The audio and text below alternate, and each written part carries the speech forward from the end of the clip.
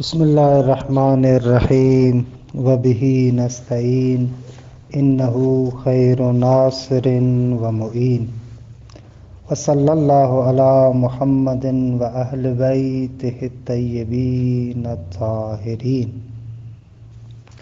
پروردگار عالم آپ تمام عزیزوں کی توفیقات خیر میں اضافہ فرمائے۔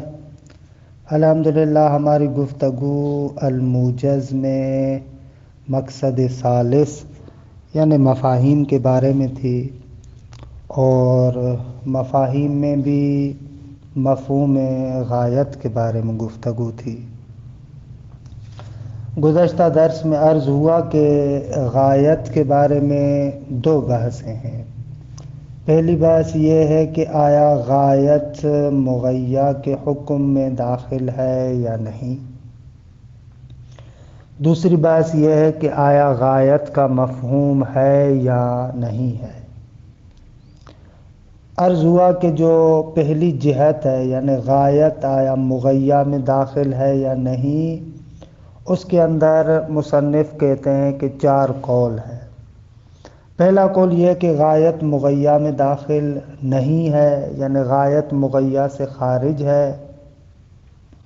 مرحوم آخوند خراسانی اور حضرت امام کا یہی قول ہے۔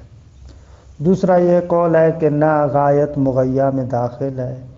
تیسرا قول تفصیل ہے کہ اگر غایت اور مغیّہ متحد ہوں جنساً تو داخل ہے، اگر متحد نہ ہوں جنساً تو خارج ہے۔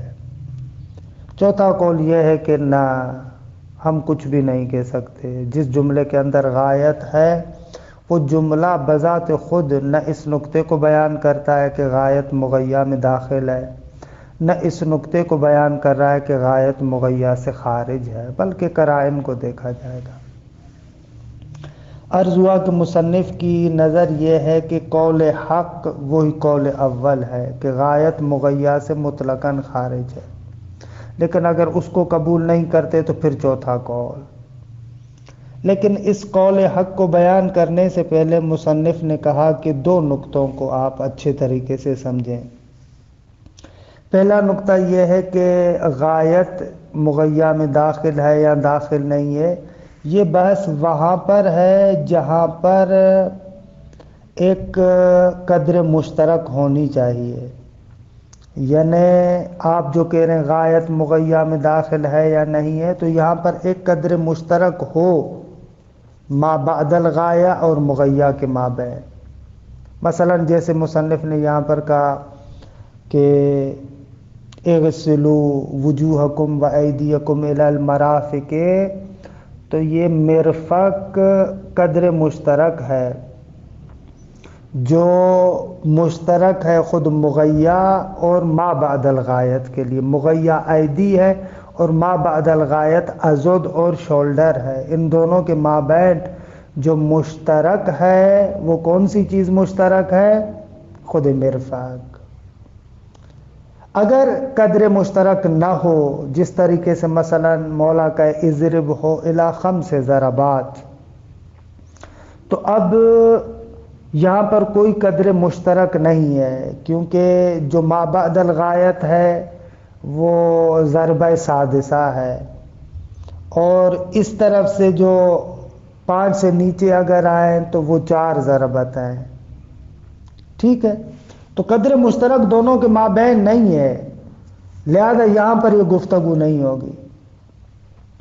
اسی کو قرینہ قرار دے کر مصنف کہہ رہے ہیں کہ پس یوں بھی آپ کہہ سکتے ہیں کہ اگر غایت موضوع کے لیے ہے تو وہاں پر یہ بحث جاری ہے، اور اگر غایت موضوع کے لیے نہیں ہے بلکہ حکم کے لیے ہے تو وہاں پر یہ نزاع ہی نہیں ہوگا۔ بس یہ غایت مغیّہ میں داخل ہے یا نہیں ہے، یہ وہاں پر بحث ہے جہاں پر غایت موضوع ہو، جیسے ایدیکم الی المرافق۔ لیکن اگر غایت حکم ہو، جیسے کل شیء حلال حتی تعلم انہ حرام، ہر چیز تمہارے لیے حلال ہے یہاں تک کہ تمہیں پتہ چل جائے کہ یہ حرام ہے، جب تک تمہیں علم ہو جائے کہ یہ حرام ہے تب تک وہ چیز تمہارے لیے حلال ہے۔ تو یہاں پر دیکھیں یہ جو غایت ہے اس حکم کے لیے غایت ہے. اگر مجھے علم بالحرمت حاصل ہو جائے گا تو وہ چیز میرے لیے حلال نہیں رہے گی. اصلاً یہاں پر کوئی بندہ اعتماد نہیں دے سکتا کہ یہ غایت مغیّہ میں داخل ہے یا داخل نہیں ہے، کیونکہ جب مجھے حرمت کا حرام ہونے کا علم آ جائے گا تو پھر تو اصلاً مانا ندارت کے کوئی بندہ آ کر کہے کہ یہ آیا ابھی بھی اس کل شیء لک حلال میں داخل ہے یا داخل نہیں ہے. بالکل داخل نہیں ہے. یہ گزشتہ جلسے میں توضیح دے چکے تھے. اچھا، دوسرا نقطہ یہ ہے کہ یہ جو ادات غایت ہے، اردو میں ہم نے کہا تھا تک اور عربی میں حتی الی وغیرہ استعمال ہوتا ہے. تو یہ حتی جو عربی زبان میں مختلف صورتوں میں استعمال ہوتا ہے، تو یہ بحث میں اس وقت شامل ہے کہ جب یہ حتی جارہ ہو، کیونکہ کبھی کبھار یہ حتی عاطفہ بھی آتا ہے نا. جب یہ حتی عاطفہ ہو تو اس وقت ہمارے محل بحث میں داخل نہیں ہے. اسی وقت یہ بحث ہے، اسی وقت یہ نزاع ہے کہ غایت مغیّہ میں داخل ہے یا داخل نہیں ہے، جب یہ حتی خافضہ ہو یعنی جارہ ہو. جیسے اکلت السمکۃ حتی رأسہا، میں نے مچھلی کو کھایا حتی رأسہا، اس کے سر تک، اس کے سر تک. تو اب یہ بحث ہے کہ آیا سر کو بھی کھایا یا نہیں کھایا. یا مثلا قرآن مجید کی جو آیت ہے کلوا واشربوا، کھاؤ پیو حتی یتبین لکم الخیط الابیض من الخیط الاسود. خیط اسود میں سے خیط ابیض، وہ جو فجر صادق کی روشنائی ہوتی ہے، وہ تمہارے لیے جب تک ظاہر نہ ہو جائے تب تک تم رمضان میں کھا پی سکتے ہو. لیکن جیسے ہی فجر صادق ہو جاتا ہے پھر کھانا پینا تمہیں بند کرنا پڑے گا. سفید دھاگا تمہارے لیے ظاہر ہو جائے من الخیط الابیض من الخیط الاسود، اس کالے دھاگے سے، یعنی وہی فجر صادق والی بات کر رہے ہیں.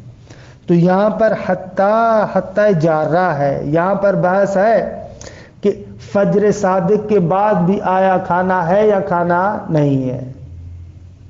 یہ اس صورت میں محل بحث ہے. لیکن اگر یہ حتی عاطفہ ہو تو اس صورت میں اصلا محل بحث نہیں ہے، کیونکہ اس صورت میں غایت مغیّہ کے اندر قطعاً داخل ہے. مثلا میں کہوں مات الناس حتی الانبیاء، حتی کو حرف عاطفہ قرار دو کہ تمام لوگ مر گئے حتیٰ کہ انبیاء بھی.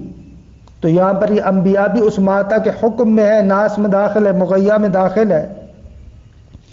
اور اس کو حتی عاطفہ کے ذریعے سے جداگانہ ذکر کرنے کا نقطہ فقط یہ ہے کہ جب بڑے لوگ جو بڑے مرتبے والے افراد ہیں انبیاء وہ بھی مر جاتے ہیں تو پھر عام لوگوں کی تو بات ہی اور ہے. اس نقطے کی وجہ سے اس کو بیان کیا گیا ہے. خلاصہ کلام کہنے کا مقصد یہ کہ حتی اگر حتی جارہ ہے تو اس صورت میں یہ نزاع ہے کہ غایت مغیّہ میں داخل ہے یا نہیں ہے. اور اسی طریقے سے غایت موضوع کے لیے غایت ہونی چاہیے نہ کہ حکم کے لیے، وہاں پر یہ نزاع ہے. یہ محل نزاع کو مشخص کرنا بہت زیادہ ضروری ہوتا ہے. اچھا، مصنف کہتے ہیں کہ جب یہ بات روشن ہو گئی تو قول حق یہ ہے کہ غایت مغیّہ میں داخل نہیں ہے، کیونکہ تبادر ایسے ہی ہے. مثال یہ جو قرآن مجید کی آیت ہے تنزل الملائکۃ والروح فیہا بإذن ربہم من کل امر سلام ہی حتی مطلع الفجر، کہ شب قدر کے بارے میں، کہ شب قدر کے بارے میں ایک گفتگو یہ ہے کہ یہ شب قدر فقط پیغمبر کے زمان کے ساتھ مخصوص تھی یا تا روز قیامت ہے. یہ ہمارے برادران اہل سنت کی کتابوں کو اٹھا کر دیکھیں، وہاں پر یہ آپ کو بحث ملے گی. لیکن ہمارے ہاں نہیں ہے. خود قرآن مجید کے اس تنزلوں سے سمجھ میں آتا ہے. علامہ طباطبائی تفسیر المیزان میں نقطہ بیان کرتے ہیں تنزلو، یہ جو اصل میں تتنزلو فعل مضارع کا صیغہ ہے، فعل مضارع استمرار اور تجدد کو بیان کرتا ہے. یہاں سے پتہ چلتا ہے کہ یہ شب قدر فقط پیغمبر کے زمان کے ساتھ مخصوص نہیں ہے. روایات میں تو ہے لیکن آیت سے بھی ایسے استدلال کرتے ہیں. تنزل الملائکۃ والروح فیہا، اس شب قدر میں ملائکہ اور روح، کہ جو ملائکہ سے بھی افضل مخلوق ہے روایات کے مطابق، وہ نازل ہوتے ہیں بِإِذْنِ رَبِّهِمْ، اپنے رب کے اذن سے، من کل امر، ہر طرح کے امر کو لے کر۔ کہاں پر نازل ہوتے ہیں؟ خوب ہمارے روایات کے اعتبار سے نازل ہوتے ہیں معصوم کے پاس آتے ہیں، کیونکہ فرشتے کے نزول کے لیے بھی ایک پاک جگہ چاہیے، ہر جگہ پر فرشتہ نازل نہیں ہو سکتا۔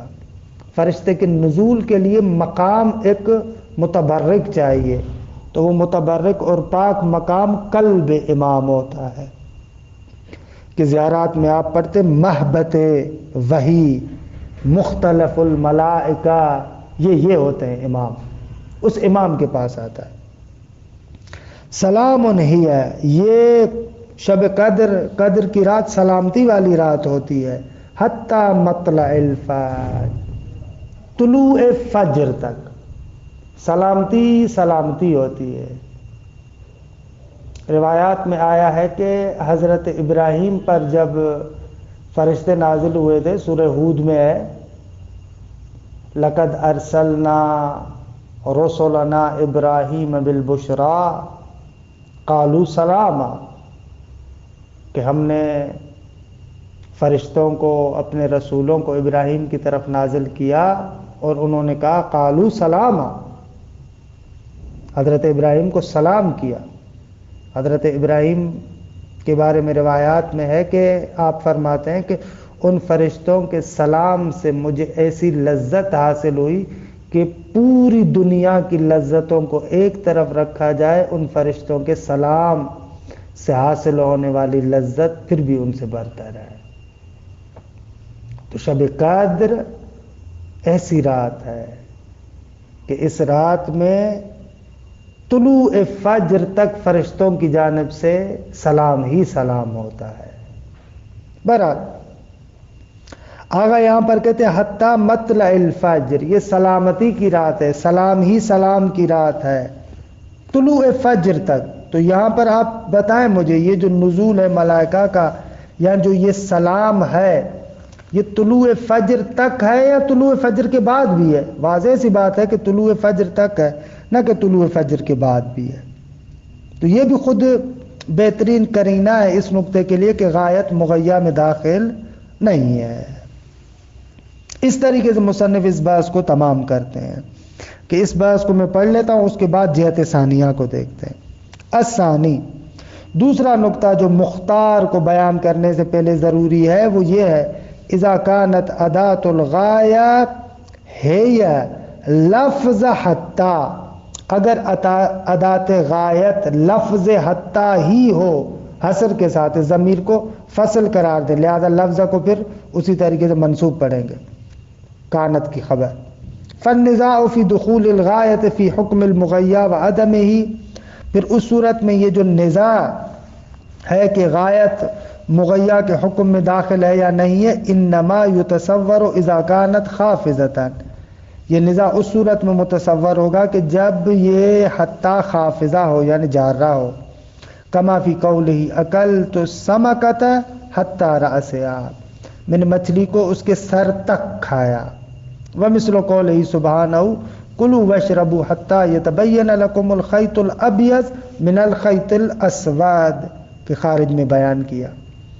وَأَمَّا الْعَاطِفَةُ، لیکن عاطفہ فَهِيَ خَارِجَةٌ عَنِ الْبَحْثِ، یہ بحث سے خارج ہے، لِأَنَّ الْغَایَةَ فِيهَا دَاخِلَةٌ تَحْتَ حُکْمِ الْمُغَیّہ قطعاً، اگر عاطفہ ہو تو اس صورت میں غایت اس میں مغیّہ کے حکم میں قطعاً اور یقیناً داخل ہے۔ کما اذا قال مات الناس حتی الانبیاء، حتی کو عاطفہ قرار دیں، فإن معناه، تو اس جملے کا معنی ہوگا ان الانبیاء ماتوا ایضاً، انبیاء بھی مر گئے۔ والغرض من ذکر الغایہ، یہ دفع دخل مقدر ہے، کوئی بندہ کہہ رہا ہے کہ جب مات الناس حتی الانبیاء یعنی انبیاء بھی مر گئے، تو الناس کے اندر تو انبیاء داخل دے، پھر اس انبیاء کو جداگانہ عطف کے ذریعے سے ذکر کرنے کی کیا ضرورت ہے؟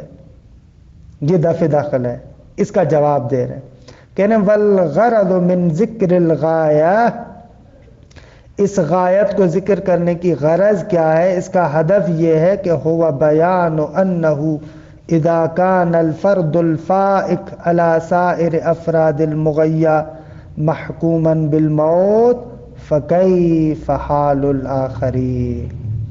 اس نقطے کو بیان کرنا مقصود ہے کہ وہ فرد کہ جو تمام افراد پر فائق ہے، تمام افراد پر فضیلت رکھتا ہے، مغیّا کے جتنے بھی افراد ہیں یعنی ناس کے جتنے بھی افراد ہیں ان سب پر یہ برتری رکھتا ہے، جب یہ فرد فائق بھی محکوم بالموت ہے، اس نے بھی مرنا ہے، تو پھر دوسروں کی تو بات ہی اور ہے۔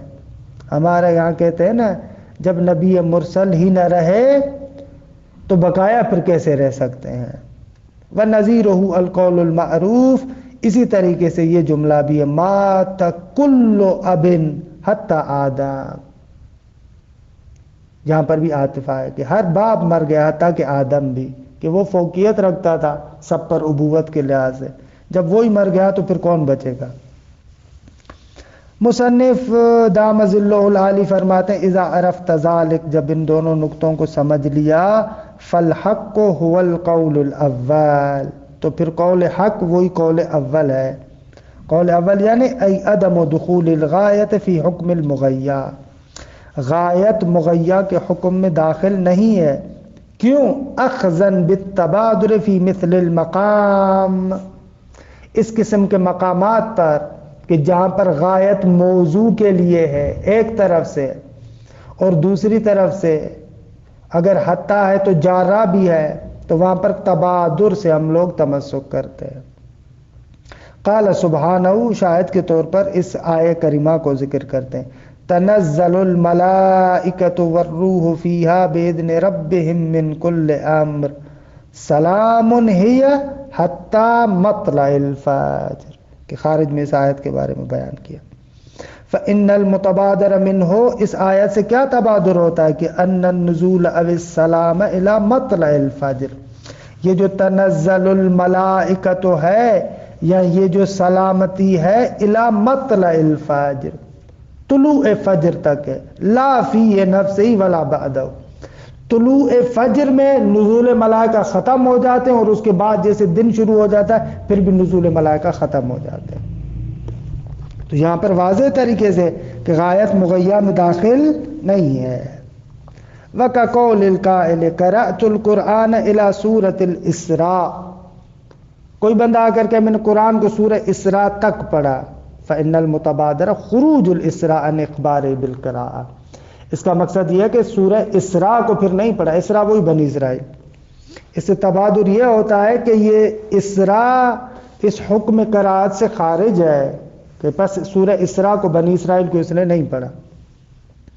فَإِن تَمَّ مَا ذَكَرْنَا مِنَ التَّبَادُرِ فَهُوَ، بھئی ہمیں تو تبادر ایسے ہو رہا ہے، اگر یہ آپ کو بھی سمجھ میں آ رہا ہے تو ٹھیک، وَإِلَّا فَالْقَوْلُ الرَّابِعُ هُوَ الْأَقْوَى، وگرنہ دوسرے مرحلے میں پھر چوتھا قول کہ جملہ کسی پر دلالت نہیں کرتا، قرائن خارجیہ کو دیکھیں گے، من انه لا ظہور لنفس التقیید بالغایہ فی دخولها فی المغیّا ولا فی عدمہ، کہ آغا جان اگر ایک جملہ مقید و غایت کے ساتھ اس کا اصلاً بذات خود ظہور نہیں ہے اس بات میں کہ یہ مغیّا میں داخل ہے یا مغیّا میں داخل نہیں ہے، قرائن خارجیہ کو دیکھیں گے۔ اچھا، مفہوم غایت کے بارے میں بھی بحث روشن ہے، کہتے ہیں کہ ظاہر یہ ہے کہ یہ جملہ دلالت کرتا ہے کہ حکم ما بعد الغایت کے لیے ثابت نہیں ہے، بلکہ حتیٰ خود غایت کے لیے بھی ثابت نہیں ہے اگر ہم اوپر اس بات کے قائل ہو جائیں کہ غایت مغیّا میں داخل نہیں ہے۔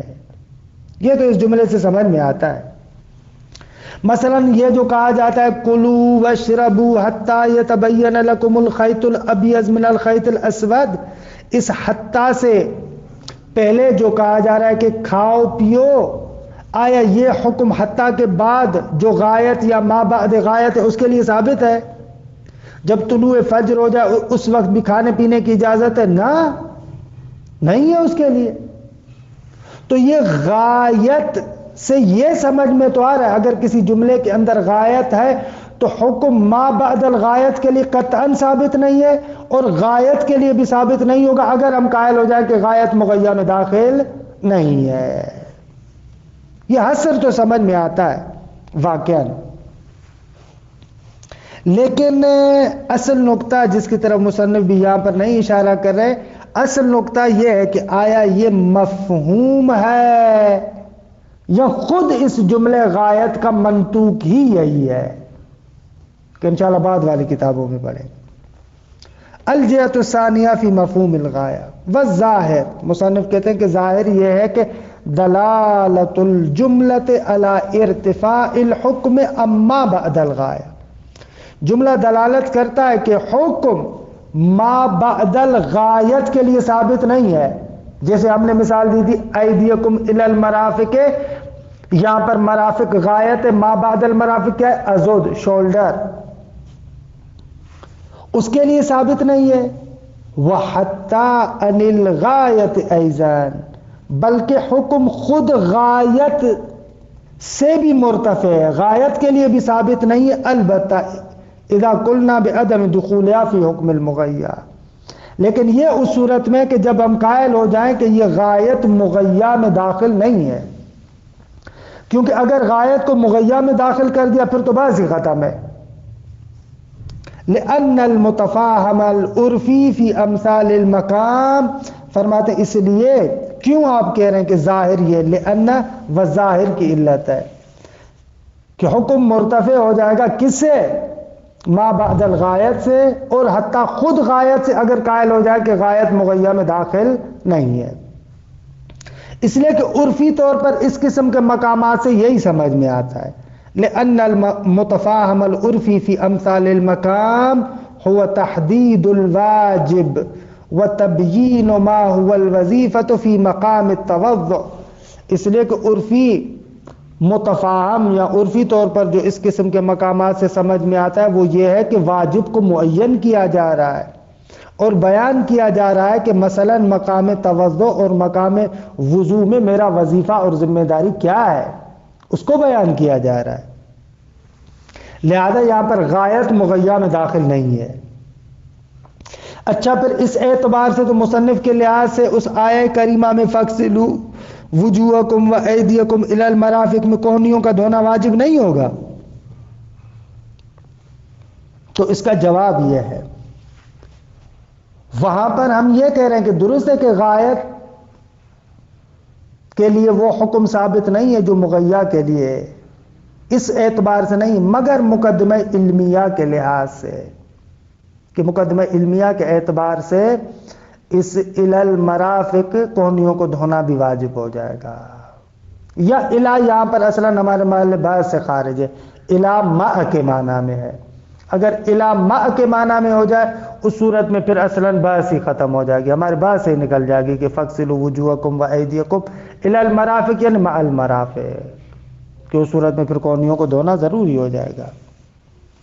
بہرحال وَيُؤَيِّدُ مَا ذَكَرْنَا تَبَادُرُ الْمَفْهُومِ فِي أَكْثَرِ الْآيَاتِ الْوَارِدَةِ فِيهَا حَتَّى الْخَافِضَةِ، کہ ما ذکرنا جو ہم نے تبادر کی بات کی ہے، ظہور کی بات کی ہے، اس کی تائید ہوتی ہے اس بات سے کہ اکثر وہ آیات کے جن میں حتی خافضہ حتی جارہ آئی ہے وہاں پر اسی مفہوم کا تبادر ہوتا ہے. تائید کیوں کہہ رہے ہیں؟ اس لیے کہ یہ استعمال ہے، الاستعمال اعم من الحقیقہ، استعمال دلیل نہیں ہے، کیونکہ استعمال میں کوئی بندہ کہہ سکتا ہے کہ وہاں پر قرائن خاصہ ہے، اسی لیے لہذا مصنف اس کو تأیید کہہ رہے ہیں، دلیل نہیں کہہ رہے. کلوا واشربوا حتی یتبین لکم الخیط الابیض من الخیط الاسود کے بیان ہوا. اور دوسری آیہ وقاتلوہم حتی لا تکون فتنہ، ان کے ساتھ قتال کرو یہاں تک کہ فتنہ باقی نہ رہے. خب اگر فتنہ باقی نہیں ہوگا، فتنہ ختم ہو جائے تو پھر بھی قتال کرنا ہے؟ نہ، پھر قتال نہیں کرنا.